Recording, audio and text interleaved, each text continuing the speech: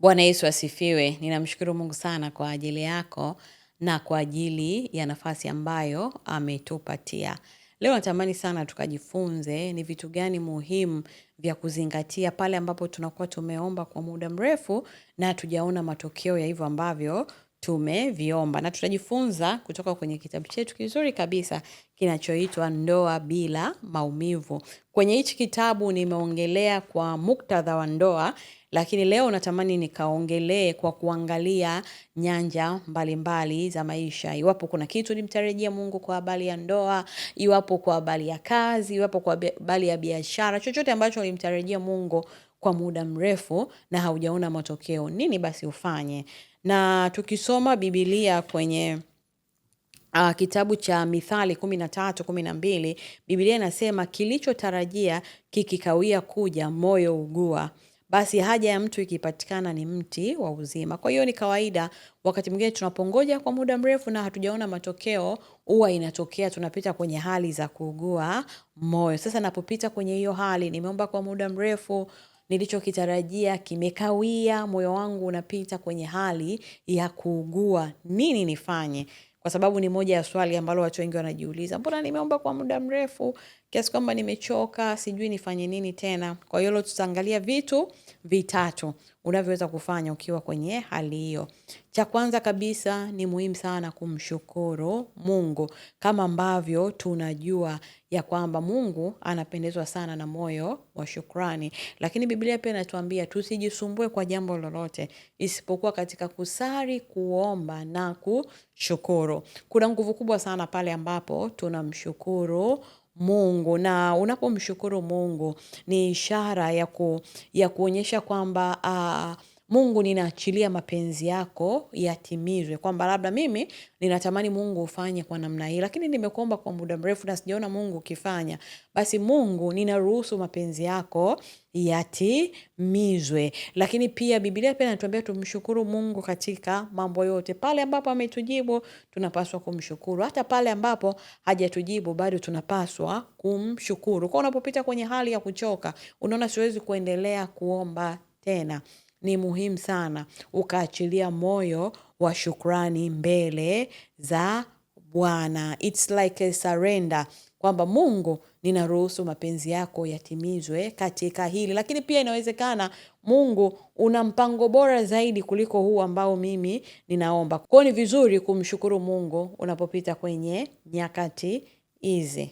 Lakini pia kitu kingine ni muhimu sana kuangalia mambo mengine mazuri ambayo Mungu ameyafanya kwenye maisha yako.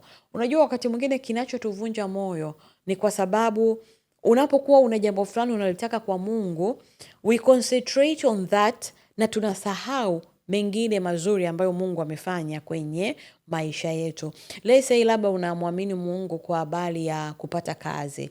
Unapokuwa umefocus na ya kutamani kupata kazi, unasahau kwamba Mungu kuna nyakati ulikuwa unaumwa, alikuponya. Unasahau ya kwamba Mungu hajawahi kukupungukia ukakosa chakula, haujawahi kukosa mavazi. Kwa hiyo unakuta kwa sababu tunaweka focus yetu kwenye kile ambacho tunakitaka, tunasahau mengine mazuri ambayo Mungu ameyafanya. Kwa hiyo ni vizuri kumtegemea Mungu, kutamani Mungu afanye kwenye maisha yetu. Lakini tunapomtegemea Mungu tusisahau yale mema mengine ambayo Mungu amefanya. Kwa sababu unapokumbuka mema mengine yanakupa nguvu kwamba okay, sina kazi, lakini huyu Mungu hajawahi kupungua kwenye maisha yangu. Sijawahi kukosa chakula, sijawahi kukosa mahali pa kulala. Kama Mungu aliweza kunipa hivi, basi Mungu anaweza kunipa na hivi vingine. Mwingine labda kwa sababu hajapata ndoa, kwa hiyo anasahau kwamba Mungu amempa kazi nzuri, anasahau kwamba Mungu amempa biashara nzuri, labda alimwamini Mungu kwa habari ya gari, Mungu amempa. Kwa hiyo vyote anaviweka pembeni,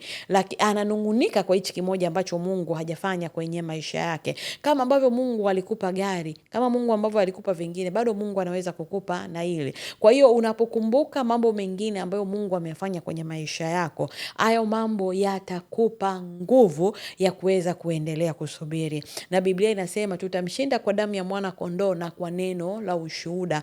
Yale mengine ambayo Mungu aliyafanya ni shuhuda za kutupa nguvu kwa hivi ambavyo tunavisubiria. Kwa hiyo usivunjike moyo kwa hiki ambacho Mungu hajakujibu, bali tazama vile vingine kama shuhuda.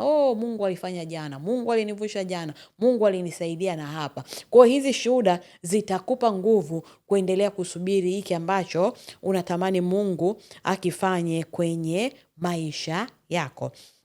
Lakini kitu cha tatu na cha mwisho, tengeneza mazingira ya kuinua imani yako.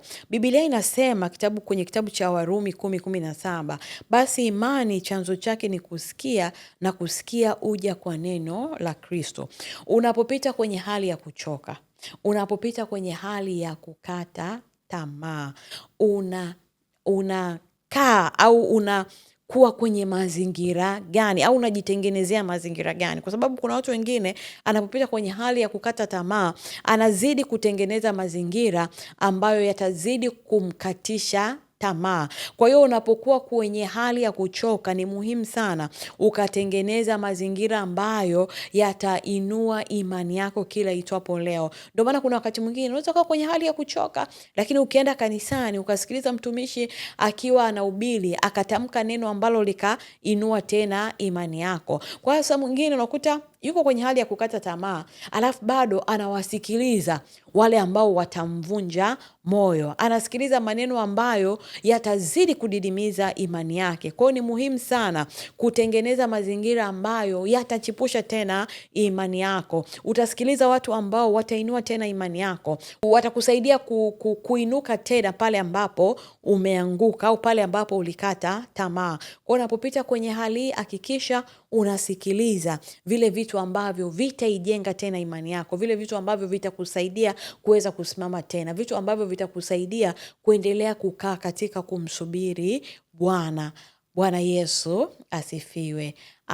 Ninaamini umebarikiwa kwa siku ya leo. Mungu akubariki sana.